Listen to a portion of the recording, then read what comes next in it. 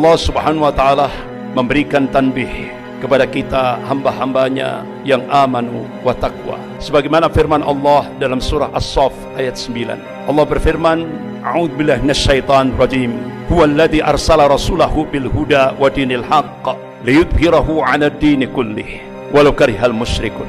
Dialah Allah yang mengutus rasulnya dengan membawa al-huda, yaitu Al-Qur'anul Karim, wa dinil haqq, dan agama Allah yang hak, yaitu ad-dinul Islam.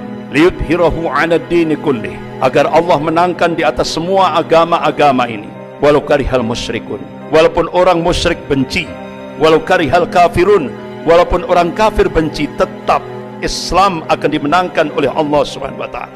Allah Subhanahu wa Ta'ala meyakinkan pada hamba-hambanya yang amanu wa taqwa, wa man nasru illa min indillahil azizil hakim. Jadi kemenangan itu datangnya dari Allah yang maha perkasa lagi maha bijaksana ini. Jadi masa depan ada di tangan Islam. Bahkan Allah berjanji, wa kana haqqan alaina nasrul mu'minin. Kewajiban kami, kata Allah, memenangkan golongan mukmin. Ini yang dikabarkan oleh Allah Subhanahu wa Ta'ala kepada hamba-hambanya yang amanu wa taqwa. Bagaimana kita melihat reaksi daripada golongan kafir, terutama sekali lembaga-lembaga riset dunia, pakar-pakar sejarah dunia. Salah satu di antaranya yaitu Arnold Toynbee. Beliau pakar sejarah dari Britania. Tahun 1954 dia sudah melakukan riset, dan hasil risetnya ini dibukukan, dan bahkan buku itu jadi bestseller. Judulnya Civilization on Trial, ujian atas peradaban. Arnold Toynbee ini seorang pakar sejarah. Dia mengakui bahwa dia seorang kafir yang kafah, tapi karena dia pakar sejarah, dia objektif. Ditulis dalam buku Civilization on Trial itu, Islam pernah memimpin dunia ini sepanjang 1353 tahun, dan itu diakui oleh pakar-pakar sejarah dunia, baik muslim maupun non-muslim.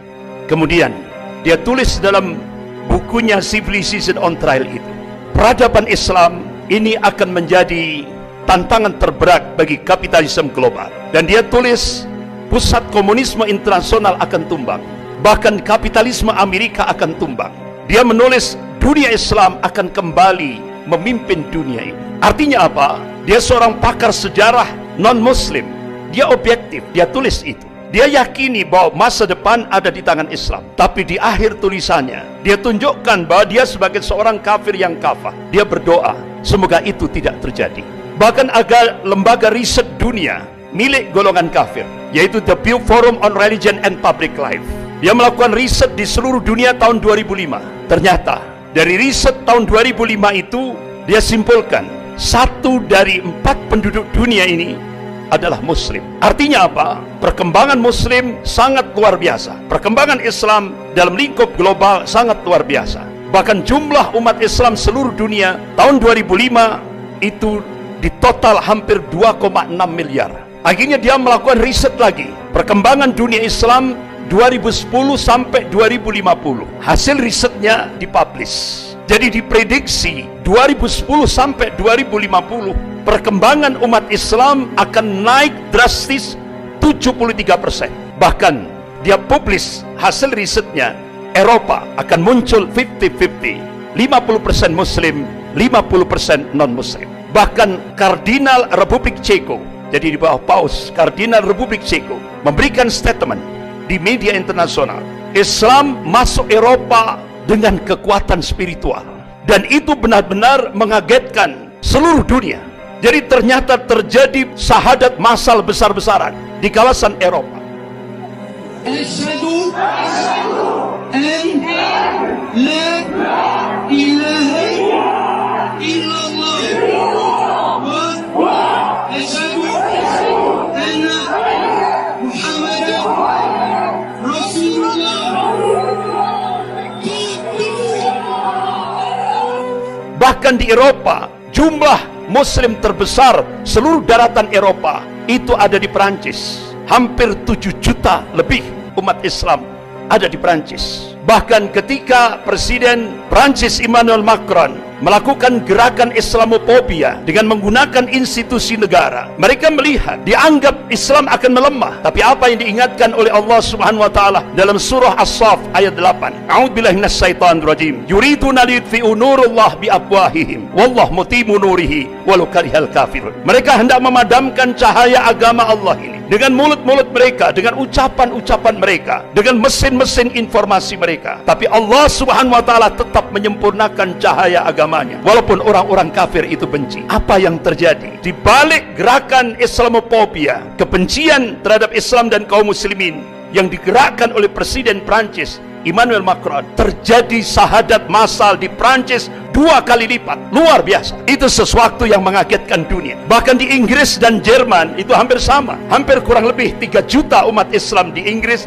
dan kurang lebih 3 juta umat Islam di Jerman. Bahkan hampir 20 gereja di Inggris dijual. Dan salah satu di antaranya, ada satu gereja katedral di pusat kota London. Itu dibeli oleh salah seorang tokoh muslim yang dulunya dia musisi pop dunia, Keith Stevens. Alhamdulillah, Allah berikan hidayah, berubah namanya menjadi Yusuf Islam. Jadi gereja katedral yang terbesar di pusat kota London itu dibeli oleh Yusuf Islam dan dirubah jadi Islamic Center, dan sekarang benar-benar menjadi pionir di Inggris, di kota London. Bahkan di Inggris juga banyak wali kota muslim. Luar biasa. Jadi perkembangan Islam luar biasa. Bahkan di Argentina yang kita belum pernah tahu, di sana ada perkembangan Islam luar biasa. Ada 750.000 kaum muslimin. Bahkan di pusat Katolik dunia, di Italia, di Vatikan, Roma, beberapa waktu yang lalu sudah diresmikan masjid terbesar untuk menampung hampir 1 juta kaum muslimin, yaitu di Roma, Vatikan. Luar biasa. Jadi perkembangan kaum muslimin, benar-benar apa yang dilakukan riset oleh The Pew Forum on Religion and Public Life, ini sebuah realitas, sebuah fakta. Jadi diprediksi 2010 sampai 2050 peningkatan jumlah kaum muslimin diprediksi 73%. Bahkan lembaga riset dunia The Pew Forum on Religion and Public Life memprediksi 2070 Islam akan menjadi agama terbesar di seluruh dunia. Padahal ini lembaga riset milik orang kafir, milik golongan kafir. Tapi dia meyakini masa depan ada di tangan Islam. Bahkan National Intelligence Council, Dewan Intelijen Nasional yang menaungi 15 negara di bawah kepemimpinan Amerika, melakukan riset. Hasilnya dipublish di media internasional. Start 2020 akan terjadi kebangkitan Islam global, dan itu akan terus bergerak di seluruh dunia, terutama sekali dunia Islam. Bahkan Dinas Intelijen Rusia memprediksi akan terjadi kebangkitan Islam, yaitu diprediksi 2025. Rasulullah SAW mengabarkan kepada umatnya, qala Rasulullah SAW, innallaha yab'atsu li hadil ummah ala ra'si kulli mi'atin sanatin may yujaddidu laha dinaha. Rawahu Abu Dawud. Rasulullah mengabarkan, sesungguhnya Allah akan memunculkan, akan membangkitkan di tengah-tengah umat ini dalam setiap penghujung 100 tahun, yaitu seorang al-mujaddid, pembaharu di dalam agama ini. Imam Ahmad rahimahullah, beliau mencoba untuk mencari hadis-hadis sahih dalam kutubus sittah. Masya Allah, dengan matan hadis yang sama beliau cari dalam kutubus sittah. Alhamdulillah, beliau temukan hadis-hadis yang sahih ini. Beliau pelajari, beliau teliti, beliau kaji secara dalam.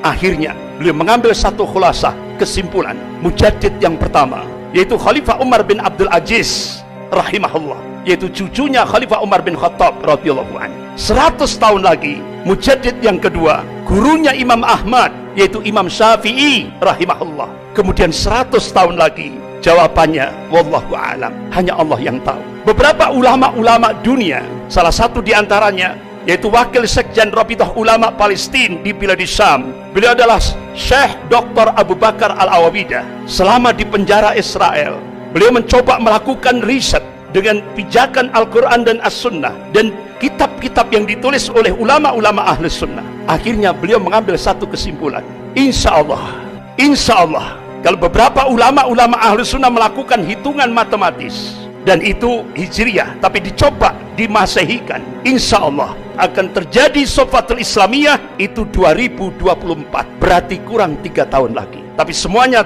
wallahu a'lam, hanya Allah yang tahu. Dari hasil kajian ulama Syekh Dr. Abu Bakar Al-Awawidah ini, akhirnya apa yang terjadi? Ketahuan oleh tentara Israel, oleh polisi Israel, sehingga di penjara Israel Syekh Dr. Abu Bakar Al-Awawidah kedua matanya disinar sampai buta, fisiknya disiksa, dengan cara-cara yang sangat biadab. Sampai akhirnya beliau selesai masa tahanannya. Qadarullah, begitu selesai masa tahanannya, beliau bercita-cita ingin menyampaikan hasil risetnya kepada umat Islam di Indonesia ini. Qadarullah, akhirnya Allah mudahkan perjalanan beliau dari Palestina menuju Indonesia. Tepat bulan Juli 2015, beliau diterima di Masjid Jogogarian, Yogyakarta. Beliau sampaikan hasil risetnya. Insya Allah, berdasarkan nas-nas syar'i, Allah Subhanahu wa Ta'ala akan memunculkan pemantik awal kebangkitan Islam global dari arah timur. Kata beliau, insya Allah dari Indonesia. Akhirnya sampai beliau meneteskan air mata dengan suara yang terbata-bata. Wahai umat Islam Indonesia, genapi syarat-syaratnya supaya kalian layak dipilih oleh Allah menjadi pemantik awal kebangkitan Islam global.